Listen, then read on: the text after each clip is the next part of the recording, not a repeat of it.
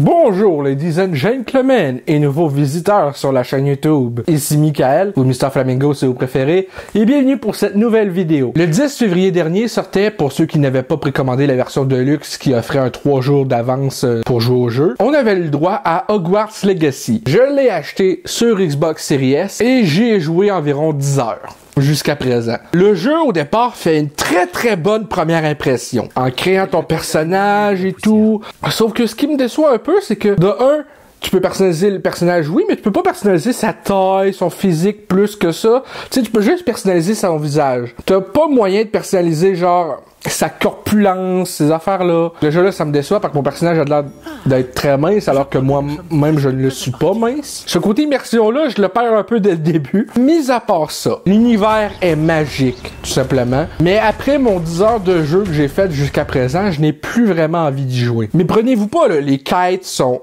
superbe, l'environnement est sublime. Le seul problème pour moi, c'est que les personnages qui sont des professeurs dans le jeu, tu sais, ces personnages-là, donnent des devoirs supplémentaires parce que le jeu, tu commences en 5e année à Poudlard. Déjà là, pour moi, je trouve ça dommage parce que tu n'as pas l'expérience de rentrer à Poudlard en première année avec tout le monde puis de créer des liens dès le début. Mais là n'est pas l'important. L'important, c'est que ces personnages-là, les professeurs, te donnent des devoirs supplémentaires parce que tu as 4 années à Poudlard à rattraper. Un truc aussi qui me chicote, c'est que tu rentres en 5e année à Poudlard, mais c'est pas expliqué genre de comment tu as découvert à cet âge que tu es un sorcier ou une sorcière. Ce n'est pas expliqué. Tout ce que tu as, c'est une lettre signée professeur Weasley disant « Vous êtes accepté en 5e année à Poudlard.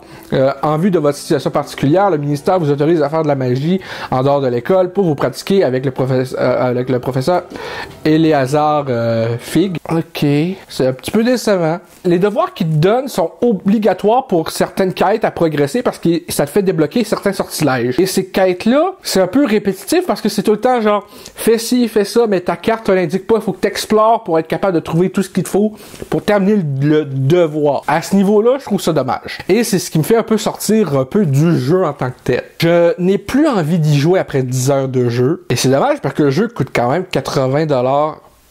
Donc 90 plus taxes, c'est cher là. Oui, j'ai pas encore fini le jeu il se fait en peut-être 20 heures, il me resterait 10 heures de jeu à faire, mais je n'ai pas la motivation de faire les 10 heures qui restent à faire, parce qu'au final, l'histoire me semble correcte, mais les quêtes principales sont le fun, mais les quêtes secondaires qui sont obligatoires pour certains niveaux de quêtes me font sortir carrément du jeu et de ce que le jeu essaie de m'établir. Poudlard là est très vaste. Okay? Même il semble plus vaste dans ce jeu que dans les films. Là, Poudlard est immense. Il y a des pièces dans Poudlard que tu dois attendre pour être capable d'entrer parce que tu dois déverrouiller Alohomora à un certain point dans le jeu. Et Alohomora, je l'ai déverrouillé voilà, tout récemment après 8 ou 9 heures de jeu. Fait que c'est genre, ok, je viens de déverrouiller la quête qui me fait apprendre Alohomora. Et là, après ça, il faut que j'enfouille tout le château pour les pièces que j'ai loupées.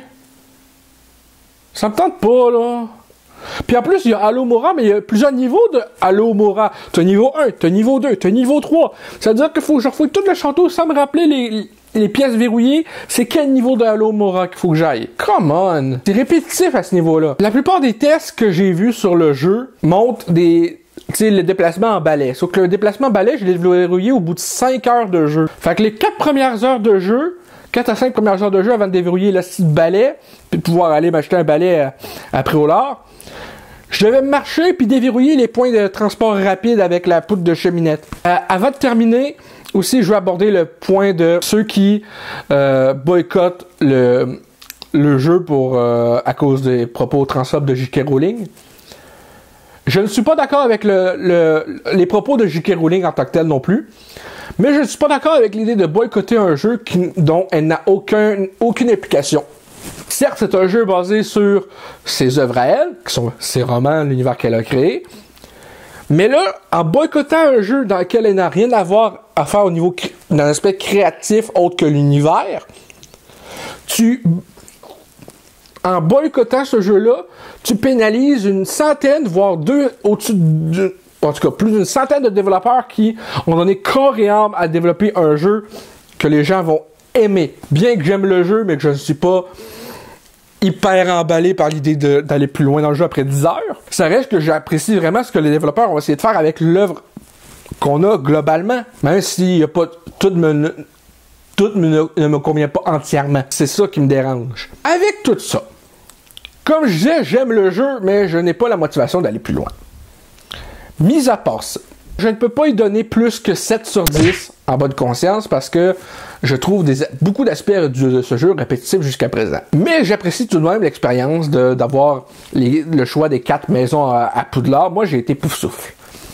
Ouais, Team Cédric Diggory. Surtout parce que maintenant c'est Batman. Puis en plus, j'apprécie aussi que chaque salle commune soit différente les unes des autres. Bref, laissez-moi savoir dans les commentaires ce que vous avez pensé de Hogwarts Legacy, si vous l'avez acheté ou non. De façon respectueuse, s'il vous plaît, dans les commentaires. Vous pouvez aussi me laisser savoir en commentaire la maison Poudlard que vous avez choisi ou que le chapeau vous a attribué. Et sur ça, si cette vidéo vous a plu, n'hésitez pas à me le dire dans les commentaires également, à laisser un petit like, ça fait toujours plaisir, et un abonnement à ma chaîne pour de nouvelles vidéos chaque semaine, normalement.